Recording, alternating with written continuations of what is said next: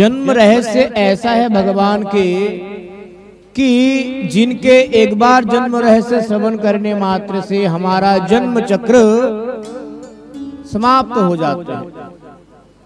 भगवान के जन्म रहस्य इतना महिमा मंडित है, उनके जन्म रहस्य श्रवण करने मात्र से हमारा स्वयं का जन्म चक्र समाप्त हो जाता है। ये भगवान की जो जन्म रहस्य है, ये श्रवण करने की ये महिमा है।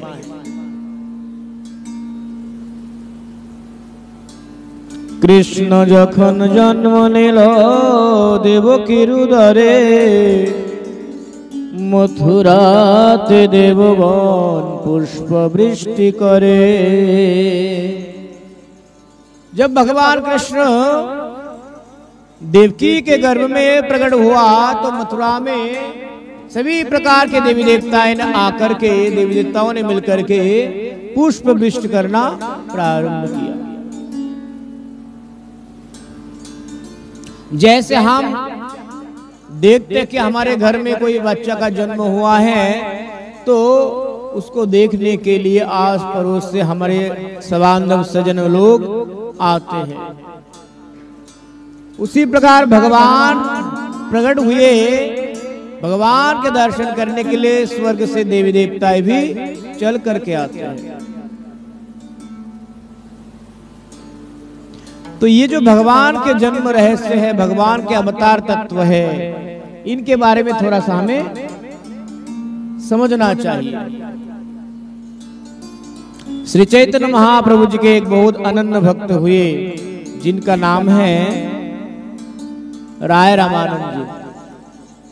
श्री राय रामानंद जी के साथ जो महाप्रभु के विश्वविख्यात संवाद है राय रामानंद संवाद, उसमें श्री राय रामानंद जी कहते हैं कि राय कहे अमी नट तुम्हें सूत्रधार, जे मत नाचाओ से मत चाहे नाचेवा। राय रामानंद जी कह रहे कि मैं नट हूं और तुम कौन हो? सूत्रधार हो। नट का मतलब है जो अभिनय करते हैं, नाटक करते हैं। नट का मतलब होता है जो नाटक करने वाला है, उसको नट कहा जाता है। नटराज, इसलिए नटराज किनका नाम है? जी, वैसे तो भगवान कृष्ण को भी नटराज कहा जा सकता है, परंतु शिव जी को विशेष रूप में नटराज कहा जाता है। तो राय रामानंद जी कह रहे कि आप नट हो, मैं नट हूं, यानी कि मैं अभिनय करने वाला हूं। मैं पुतला अगर मैं हूं तो मुझे नचाने वाला, मुझे चलाने वाला सूत्रधार, यानी कि जैसे बचपन में इधर भी होते होंगे ना जो पुतुल नाच होते हैं, हमारे बंगाल के उधर में बहुत प्रसिद्ध है, या जैसे इधर होते ना पुतलिका को, ऐसे ये राजस्थान में आपको मिलेंगे ज्यादा, गुजरात में थोड़ा बहुत और पश्चिम बंगाल की तरफ ऐसे ऐसे छोटे छोटे पुतले को रस्सी बांध करके ना उसमें से अलग अलग प्रदर्शनी होते हैं। उसमें एक सूत्रधार होते हैं, उनके हाथों में सब धागे होते हैं, अपने धागों से वो सारे प्रतिमाओं को नचवाते हैं। तो राय रामानंद जी कहते कि मैं वो नचने वाला हूं, अब नचाने वाला आप स्वयं हैं। आप जैसे जैसे नचाते हो हम वैसे वैसे नाचते हैं।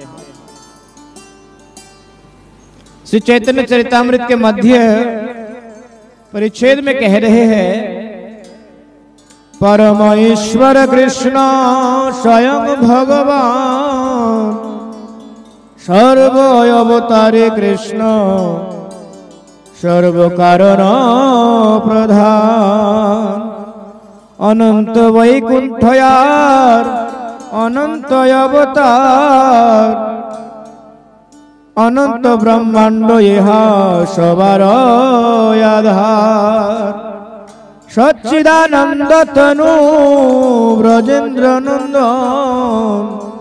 सर्वेश्वर ज सर्वशक्ति सर्वरस पूर्ण। ईश्वर परम कृष्ण स्वयं भगवान सर्व अवतारी सर्व कारण प्रधान। इसी बात को श्रीमद् भागवतम में कहते हैं, सूत गोस्वामी जी कहते हैं कि एते च अंश कला पुंस कृष्णस्तो भगवान स्वयं इंद्रारी विपुलम लोकम मेरयन्ते युगे युगे। श्री राम, नरसिंह, बराह, वामन आदि अवतार ये सब एते च अंश कला पुंसे, ये सब भगवान के क्या है, अंशावतार है। एते च अंश कला पुंसे कृष्णस्तु भगवान स्वयं, ये सब भगवान के अंश कला है। और स्वयं भगवान कौन है? स्वयं भगवान श्री कृष्ण है।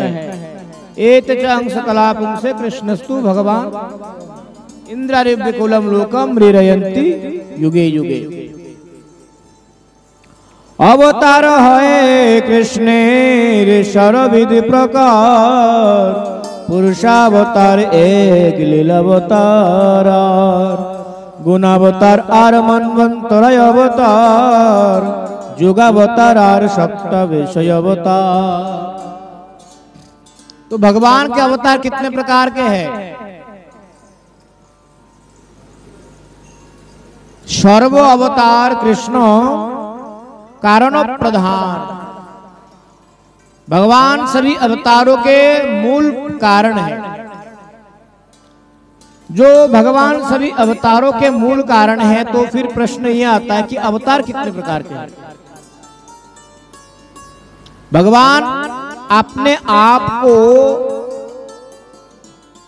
किन किन अवतारों में प्रकट कराते हैं? तो शास्त्र में कहा, चैतन्य चरितामृत की मध्य लीला में, अवतार है कृष्ण षड्विध प्रकार। भगवान कृष्ण के कितने प्रकार के अवतार है? 6 प्रकार के अवतार है। यानी कि भगवान कृष्ण अपने आप को 6 भागों में विभाजित करके अलग अलग लीलाएं संपादित करते हैं। प्रथम अवतार क्या है? पुरुषावतार। इस पुरुषावतार में भगवान कृष्ण ही क्या करते हैं? अपने आप को 3 भागों में विभाजित करते हैं। संकर्षण, प्रद्युम्न और अनिरुद्ध के रूप में। इसको कहते हैं पुरुषावतार। उसके बाद आते हैं लीलावतार। लीलावतारों में अगर हम देखेंगे तो श्री चतुष्वन ब्रह्मा जी के जो मानस पुत्र है, वो लीलावतार में आते हैं। श्री नारद जी, बराह, श्री मत्स्य, श्री यज्ञ, श्री नारायण, कपिल देव, दत्तात्रेय, हर्ष शीर्ष, हंस, ध्रुव प्रिय, श्री ऋषभ, पृथु, नरसिंह, कूर्म, धन्वंतरी, मोहिनी, वामन, परशुराम, श्री रामचंद्र, व्यास, बलराम, श्री कृष्ण, श्री बुद्ध, श्री कल्कि देव, ये सब कौन से अवतार है? लीलावतार। तो प्रथम अवतार पुरुषावतार और द्वितीय अवतार लीलावतार। मतलब भगवान विशेष प्रकार से लीलाओं के माध्यम से जो जीवों को शिक्षा देने की प्रयास किया, जिन जिन अवतारों में, उनको कहा जाता है लीलावतार। उसके बाद आता है गुणावतार। 3 गुण विशिष्ट अवतार। गुण कितने प्रकार के हैं? 3 प्रकार के हैं, सत, रज और तम। तो ये 3 प्रकार के गुण होने के कारण ये 3 गुण स्वतंत्र नहीं है। ये 3 गुण परतंत्र है। कैसे परतंत्र है? जो सतगुण है वो भगवान विष्णु के परतंत्र में रहते हैं। जो रजगुण है वो भगवान ब्रह्मा जी के परतंत्र में रहते हैं। और जो तमोगुण है वो भोलेनाथ शंकर जी के परतंत्र में रहते। परतंत्र मतलब उनके आश्रय में रहते हैं। इसीलिए ब्रह्मा विष्णु महेश्वर इन तीनों को कहा जाता है गुणावतार। इन तीनों को क्या कहा जाता है? गुणावतार। क्योंकि ये जो गुणावतार है, सत्य रज तम, ये तीन गुण ही, कभी कभी हमें ये लगता है कि ये जो तीन गुण हैं ये ब्रह्मा जी शायद रजोगुण के अधीन में है, या फिर शंकर जी तमोगुण के अधीन में है, या फिर भगवान विष्णु सतोगुण के अधीन में है। वे गुणातीत है। ब्रह्मा विष्णु महेश्वर गुणावतार होते हुए भी वे त्रिगुणातीत है, तीन गुणों के अतीत है। ये तीन गुण ही इनके आश्रय में रहते हैं। और ये ब्रह्मा विष्णु महेश्वर भी कोई अलग स्वतंत्र नहीं है। भगवान स्वयं ही आपने आप को तीन भागों में विभाजित कर दिया। ब्रह्मा के रूप में वे सृष्टि करते हैं, विष्णु के रूप में वे पालन करते हैं, और शंकर जी के रूप में वे सृजन संहार करते हैं।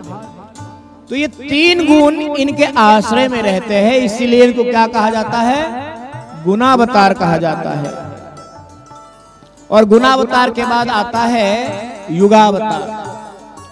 युगावतार का मतलब है हर एक युग में, हमारे कितने युग हैं? 4 युग हैं। इन 4 युगों में अलग अलग युग के युगावतार हैं। जैसे इन 4 युगों में अलग अलग आपको युगावतार में, जैसे सत्य युग में,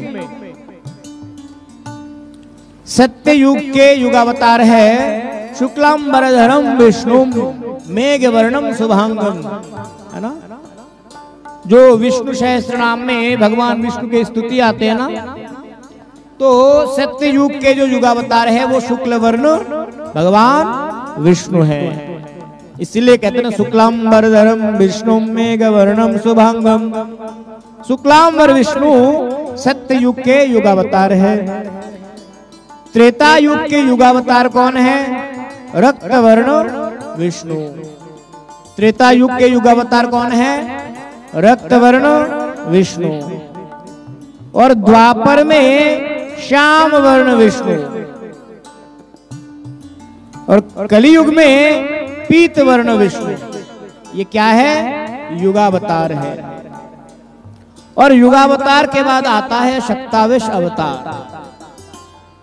शक्तावेश अवतार का मतलब है भगवान ने किसी किसी में विशेष प्रकार से अपनी शक्ति संचारित करते हैं, और विशेष प्रकार में अपनी शक्ति संचारित करने के कारण उनका नाम क्या पड़ गया?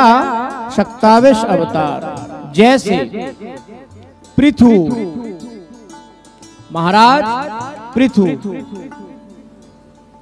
व्यास देव जी, परशुराम। व्यास जी में इतना सामर्थ्य भगवान प्रकट कराए कि सारे वेद वेदांत उपनिषदों की जो चरम और परम सिद्धांत है वो व्यासदेव जी ने ही प्रकाशित करते हैं लोगों के हृदय में। उन्होंने एकाक्षर ब्रह्म को वेद के रूप में धीरे धीरे धीरे धीरे विस्तार पूर्वक जीवों को ये वैदिक ज्ञान प्रदान किया। पहले वेद, ऋग्वेद को विस्तार किया, क्योंकि हमारे सनातन धर्म के सर्व प्राचीन वेद एकमात्र क्या है? ऋग्वेद है। उसी ऋग्वेद को बाद में 3 भागों में और विभाजित किया गया, शाम, यजु और अथर्व के रूप में। तो इसीलिए उनका नाम पड़ गया वेद व्यास। व्यास का मतलब है विस्तार, और वेद का मतलब है ज्ञान। जो ज्ञान को विस्तार पूर्वक जीवों तक पहुंचाया है उन्हीं को क्या कहा जाता है? वेद व्यास कहा जाता है। तो वेद व्यास जी के अंदर विशेष प्रकार से शक्ति संचारित किया भगवान ने, इसीलिए वेद व्यास जी क्या है? भगवान के शक्तावेश अवतार है। पृथु महाराज, पृथु महाराज भगवान के विशेष शक्तावेश अवतार है, जिन्होंने हमारे धरित्री देवी एक बार पापों के बोझ के कारण अपने और समस्त समग्र संपत्तियों को, संपदाओं को छुपा रखी थी। ऐसे में वो धरित्री देवी के गर्भ से उन संपदाओं को, उन संपत्तियों को, है ना, पृथु महाराज बछड़े बन करके धरित्री देवी रूपी गोमाता को दोहन करते हुए इस साम्राज्य में, इस जगत में शांति प्रतिस्थापित करने के लिए, सृष्टि को वर्तमान रखने के लिए उन्होंने ये कार्य संपादन किया। तो इसलिए भी वो सत्ताविश अवतार है।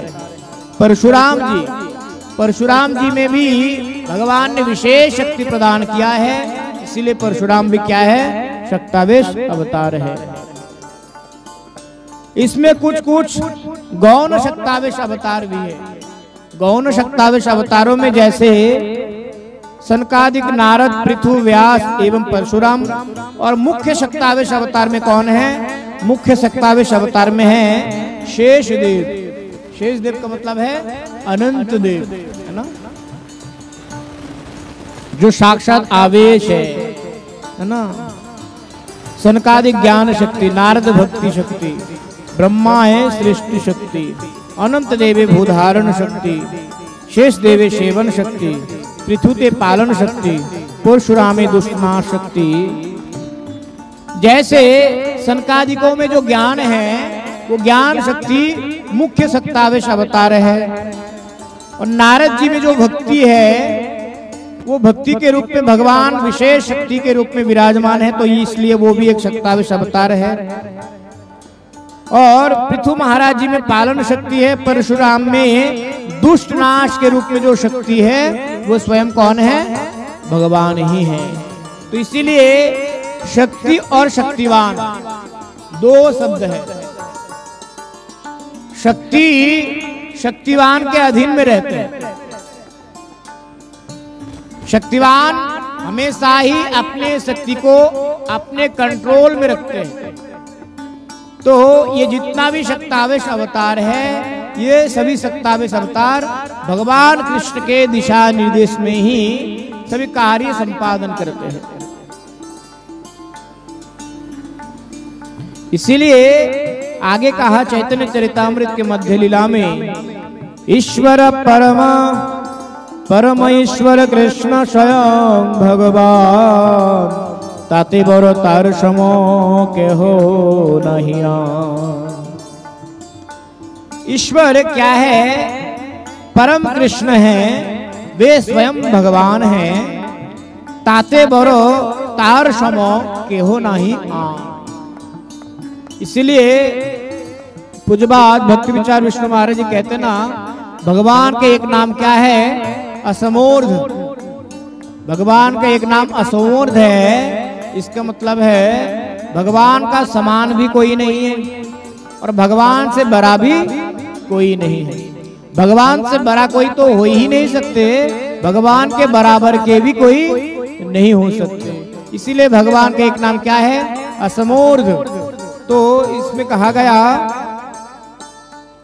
परम ईश्वर कृष्ण स्वयं भगवान, ताते बोरो तार समो केहू नहीं। भगवान से बड़ा भी कोई नहीं है और भगवान के समान भी कोई नहीं है, इसलिए वे भगवान हैं। सच्चिदानंद तनु ब्रजेंद्र नंदन, सर्वेश्वर सर्वशक्ति सर्वरस पूर्ण। श्री कृष्ण सर्वैश्वर्य पूर्ण है, सर्वशक्ति संपूर्ण है, सर्वरस पूर्ण सच्चिदानंद घन विग्रह है।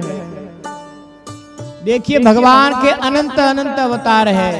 इन अनंत अनंत अवतारों में सर्वाधिक प्रिय अवतार अगर कोई रहा है हर युग में, हर क्षेत्र में, तो वो है कृष्ण अवतार, क्योंकि वो स्वयं अवतारी है। इसीलिए लोगों ने भले ही भगवान रामचंद्र जी को आपने मर्यादा के रूप में जीवन में धारण किया हो, भले ही भारतवर्ष के कोने कोने में जय श्री राम के नारे लगते हो, परंतु आज भी हमारे कृष्ण कन्हैया का इतना अपने आप में एक जादुई शक्ति है कि आज भी पूरे ब्रह्मांड में भगवान कृष्ण के आकर्षण में आकर्षित होकर के उनके चरणों में भूलुंठित होने के लिए देश देशांतर से करोड़ों करोड़ों भक्त आते रहते हैं, क्योंकि कृष्ण सर्वाकर्षक है। वैसे तो भगवान के ना अनंत गुण है, अनंत अनंत गुण होते हुए भी भगवान में 64 कलाएं पाए जाते हैं। भगवान के अंदर कितनी कलाएं हैं? 64 कला है। तो ये जो 64 कला है ना, ये सब में नहीं पाई जाती। ये 64 कला केवल मात्र भगवान कृष्ण में ही पाई जाएगी। 60 कला किन में है? भगवान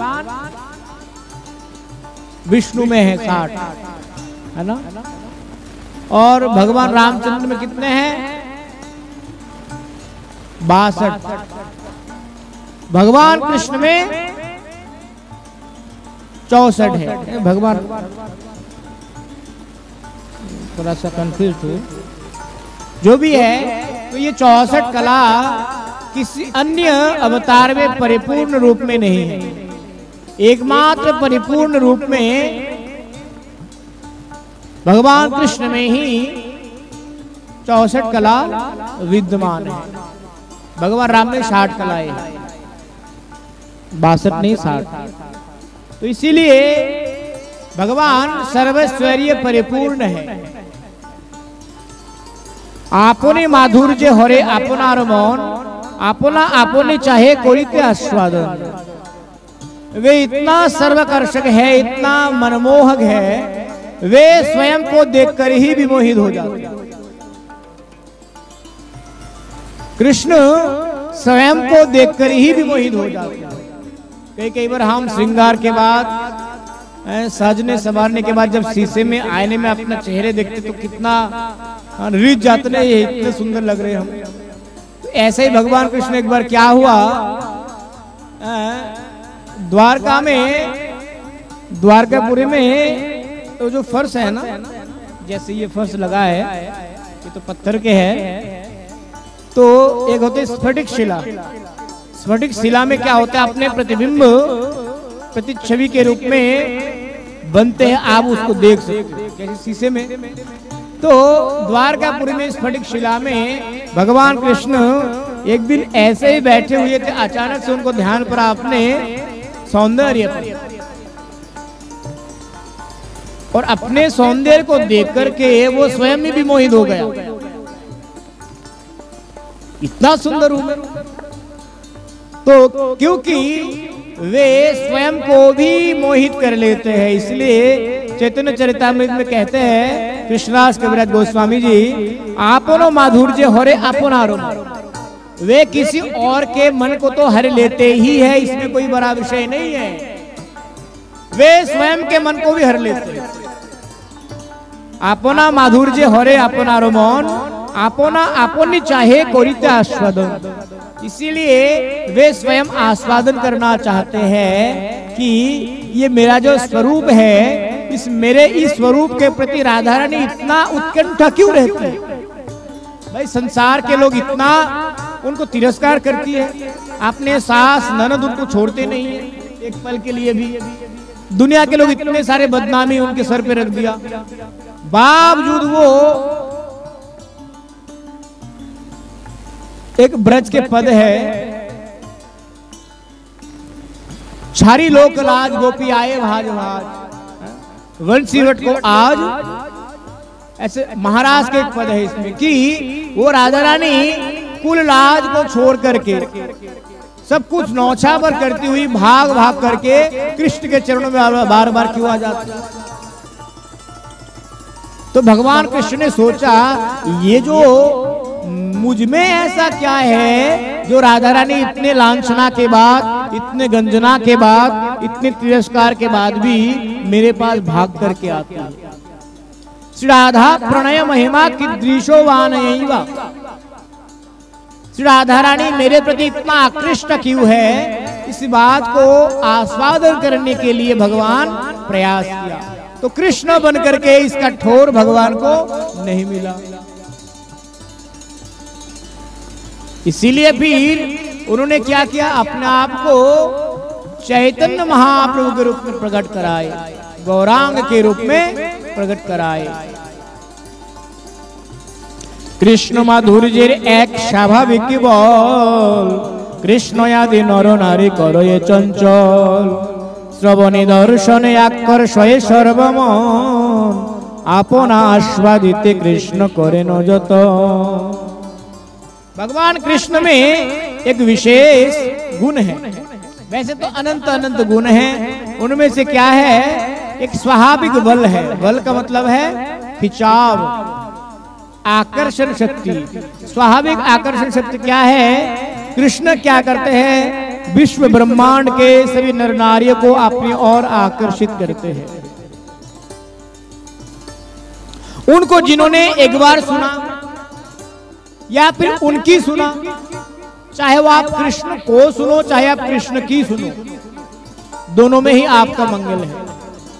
कृष्ण को सुनना तो हमारे लिए इस समय संभव नहीं है, हम कृष्ण को कैसे सुने। अगर कृष्ण को सुनना चाहते हैं तो हमें श्रीमद् भगवद गीता का पाठ करना होगा, उसी में भगवान कृष्ण अभिन्न गीता के ज्ञान के रूप में विराजमान है। तो कहते कि कृष्ण को सुनो तो भी आप कृष्ण के प्रेम में विमोहित हो जाओगे, या फिर कृष्ण की सुनो। कृष्ण की क्या सुने, अनंत अनंत लीलाएं हैं श्रीमद् भागवतम। कृष्ण को सुनना चाहते हो तो भगवद गीता, कृष्ण की सुनना चाहते हो तो श्रीमद् भागवतम। तो चाहे कृष्ण को सुनो चाहे कृष्ण की सुनो, दोनों सुनने से ही आप बंध जाओगे कृष्ण के बंधन में। तो इसलिए कहते हैं श्रवणे दर्शने, दर्शन कर लो, चाहे श्री विग्रह का दर्शन कर लो या फिर वृंदावन में जाकर के गुलमलता औषधियों में ब्रज के कनकन में भगवान कृष्ण को दर्शन कर लो, उसमें भी आप भगवान के बंधन में बंध जाओगे। आकर्षय सर्वमन, वे सबको अपने ओर आकर्षित करते हैं। इसलिए वृंदावन के जो ब्रज की लताएं हैं, वृक्ष है, गुल्म है, ये कोई साधारण नहीं है, ये करोड़ों करोड़ों जन्मों से ब्रज के रज में रमे हुए तपे हुए बड़े बड़े सिद्ध महात्मा। इसीलिए कहा ना कि वृंदावन में जब भी हम जाते ना, एक बात का विशेष प्रकार से ध्यान रखे, गोवर्धन में वृंदावन में बरसाने में कहीं पर भी जाए ना तो कभी गलती से भी, जैसे ये पत्तियां है, ये गुलमलता है, कभी तोड़ना नहीं चाहिए। अपना आस्वादित कृष्ण करे न जतन। इसीलिए भगवान कृष्ण ये सब आस्वादन करने के लिए यत्न करते हैं।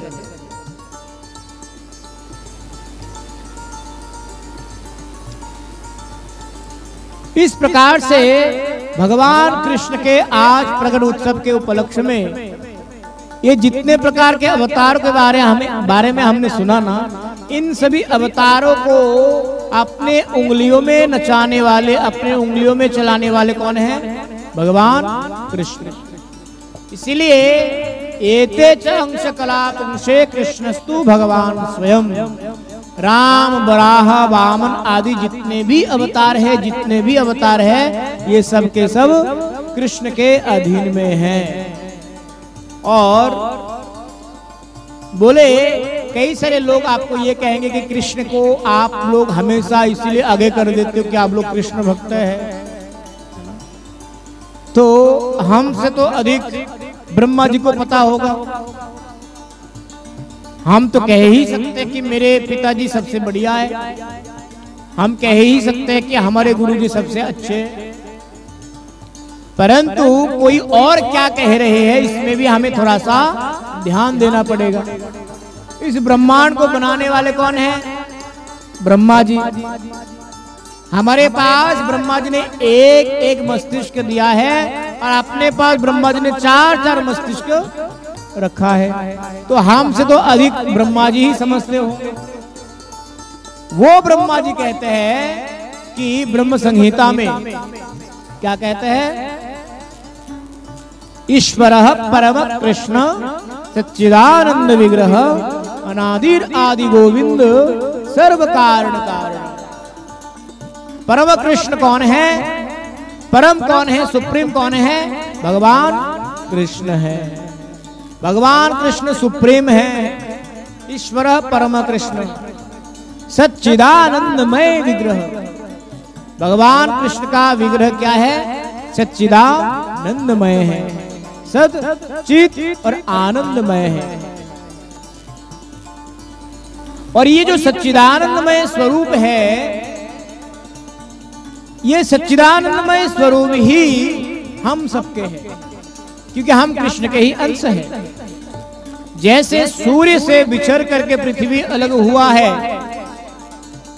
सूर्य में अग्नि है ना, धधकती हुई आग हमेशा जलते रहते सूर्य में, और पृथ्वी में भी अग्नि है, पृथ्वी में भी अग्नि है, क्योंकि सूर्य का ही हिस्सा रहा है, पृथ्वी अलग हो गया वो अलग विषय है। ऐसे ही हम भी भगवान के ही अंश हैं, और हम भगवान के अंश होने के कारण हम भी सच्चिदानंदमय हैं, परंतु हम अनुसच्चिदानंदमय है। और विभू सच्चिदानंदमय कौन है? भगवान श्री कृष्ण। सच्चिद आनंदमय हम में भी है, परंतु हम परिपूर्ण नहीं है। हम क्या है? अपूर्ण है। और परिपूर्ण कोई अगर है तो वो स्वयं भगवान है। इसीलिए जो अपूर्ण है वो पूर्ण की तरफ उनकी यात्रा चलती है, क्योंकि हमें पूर्ण बनना नहीं है, हमें पूर्ण के चरणों में अपने आप को समर्पित करना है। तो इसीलिए हमारे उपनिषदों में कहा गया है ना, ओम पूर्णमदः पूर्णमिदं पूर्णात् पूर्णमुदच्यते, कि भगवान हमेशा ही पूर्ण रहते हैं। 10 में से आप 9 को घटा दोगे तो कितना बचेगा? 1। और 1 में से आप 1 को ही घटा दोगे तो कितना बचेगा? 0। और 0 से 0 को घटा सकते हो? हाँ, 0 से 0 को घटा सकते हैं हम, क्योंकि वो 0 कौन है? स्वयं भगवान। जैसे हमारे वैदिक मैथमेटिक्स में, वैदिक गणित में 1 का जो वैल्यू है और जो 0 का वैल्यू है ना, इज इक्वल टू है, समान है। 1 और 0 इक्वल टू बराबर है, इक्वल है दोनों। बोले कैसे? 1 तो 1 है और 0 तो 0 ही है, दोनों में क्या बराबरी हो सकती? क्योंकि 0 के बगैर 1 बेकार है। अगर आप हमारे संख्या तत्व में 0 ना होता तो हम करोड़ों लाख हजार कैसे बनाते? इसीलिए वैदिक गणित में 0 को भी भगवान का ही स्वरूप माना गया, और ये 0 का आविष्कार भी कहा हुआ। हाँ जी, भारतवर्ष में वैदिक गणित से ही 0 का आविष्कार हुआ है। ये चाहे कितना ही बड़े बड़े गणित के बाद में शिक्षक हुए, है ना, जैसे आर्किमिडीज एक बहुत बड़े ज्योमेट्रिक है, ज्योमेट्रिशियन है, वो आर्किमिडीज के सूत्र होते अलग अलग, परंतु इतने बड़े बड़े गणित के विद्वान होकर के भी 0 का आविष्कार भारतवर्ष में हुआ, क्योंकि ये 0 भगवान का ही स्वरूप है।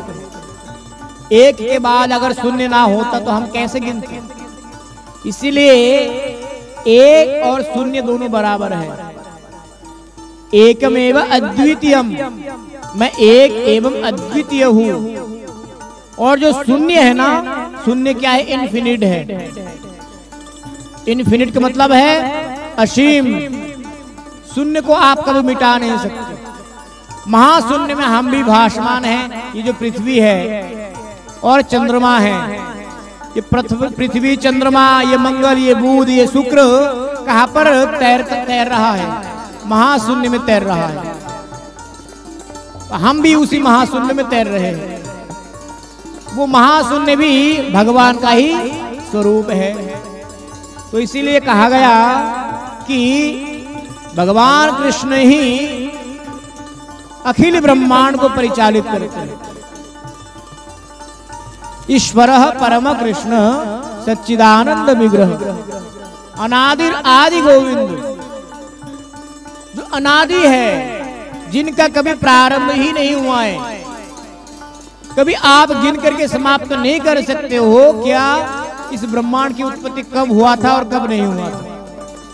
ये नित्य निरंतर चलती रहती है और नित्य निरंतरता को ही सनातन कहा जाता है। इसीलिए वो अनादियों के भी आदि है और सभी कारणों के परम कारण है। पूज्य विष्णु महाराज जी कहते हैं कि हमारे कॉज एंड इफेक्ट थ्योरी होती है, कार्य एवं कारण तत्व होते हैं। उस कॉज एंड इफेक्ट थ्योरीज में क्या होते हैं कि हर एक कार्य के पीछे कारण होता है। जब तक एक कारण नहीं होगा तो एक कार्य संपादित नहीं हो सकता है। परंतु भगवान एक ऐसे हैं जो उनके कार्य के पीछे कारण भी नहीं होते हैं और कारण के पीछे कार्य भी नहीं होता है। इसीलिए उनको कहा जाता है कि सर्व कारण कारणम। जैसे भगवान कृष्ण ने जिस समय गोवर्धन धारण किया था, गिरिराज जी धारण किए थे। अब गिरिराज जी कितने बड़े पर्वत है, भगवान कृष्ण उस समय कितने आयु के थे? कुछ 10 वर्ष 11 वर्ष की आयु में थे।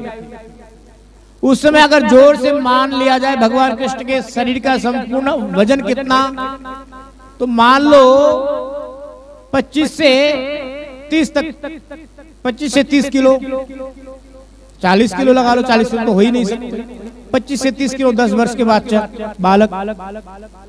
अब वो 25 से 30 किलो के बच्चा इतने प्रकांड पर्वत को धारण किया हुआ है आपने, वो भी छोटी उंगलियों में, छोटी उंगली में, कनिष्ठ में।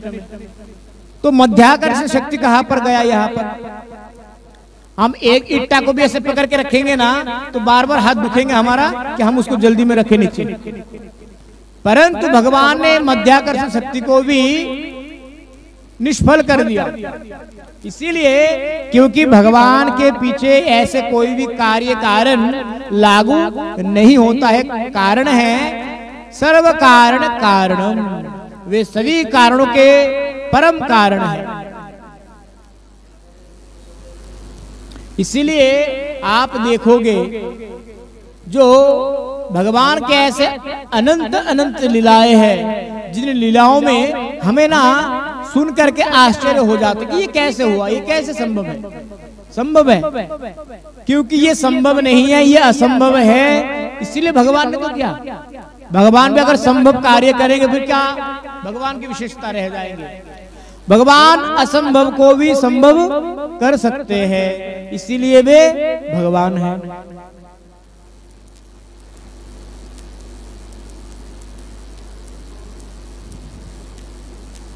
तो ऐसे ही हमने जो अवतारों के बारे में श्रवण किया, 6 प्रकार के अवतार हैं। उन 6 प्रकार के अवतारों में एक अवतार ये भी है मनवंतर अवतार।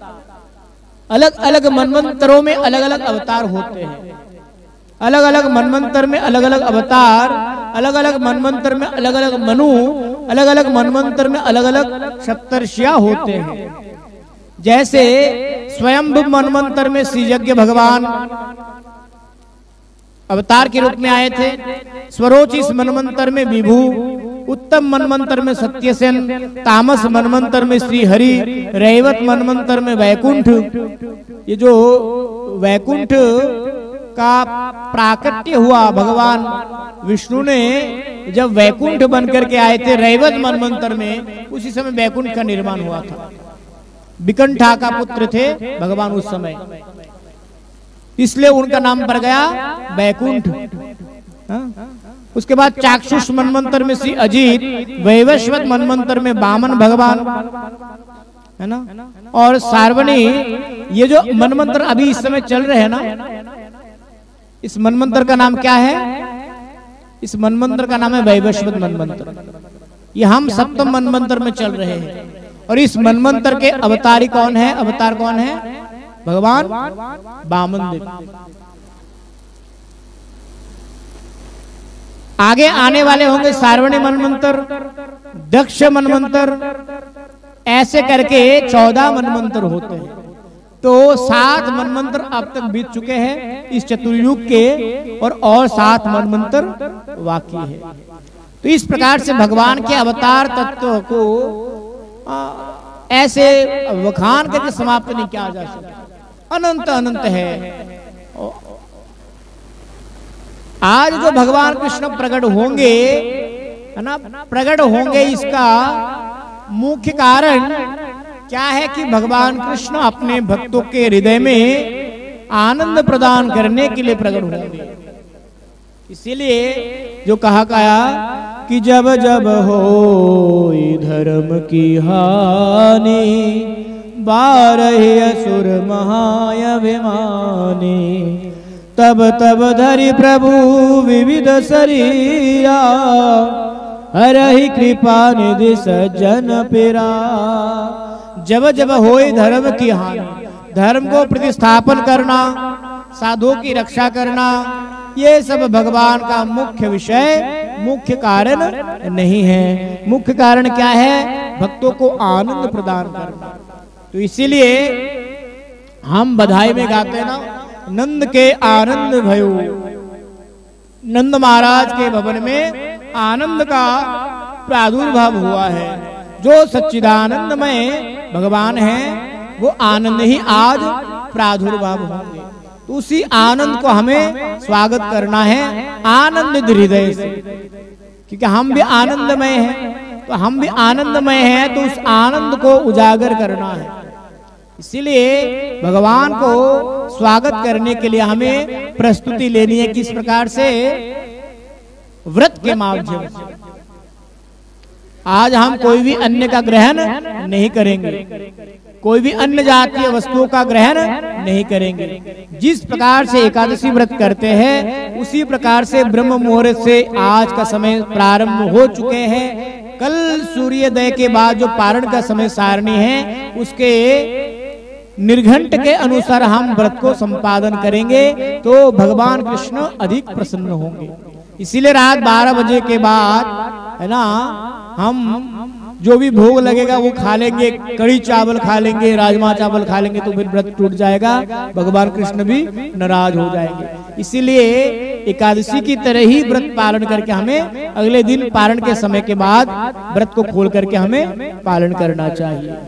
आगे की कथा हम लोग आज दिन भर भगवान कृष्ण के दिव्य लीलाओं के बारे में हम श्रवण करते रहेंगे। वांछा कल्पतरुभ्यश्च कृपा सिंधुभ्यैव च पतितानां पावनेभ्यो वैष्णवेभ्यो नमो नमः।